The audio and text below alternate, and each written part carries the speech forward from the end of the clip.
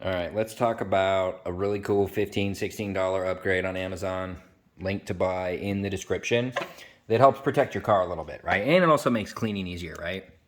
So we got these inserts. They're fantastic rubber, kind of grippy inserts, and they kind of sit there. You even got one in there, right? If you can kind of see that in there. Um, it comes with those for the entire car, all the doors, 15 bucks, really cheap. You got one for your coin holder, two for your cup holders, right? Oh, by the way, they're available in all kinds of different colors too, right? So again, link to buy in the description. There's even one for the rear cup holders in the fold down armrest. There's one for the bottom here in this area, which is great. You can just throw things in there, and it's just how do you clean? Well, you just take it out and you wash it in hot soapy water and dry it and throw it back in. Piece of cake, right?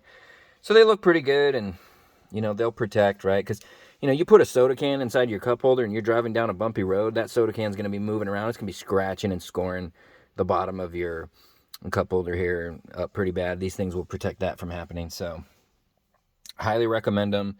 They look pretty good. They feel good. So check out the link in the description to buy them.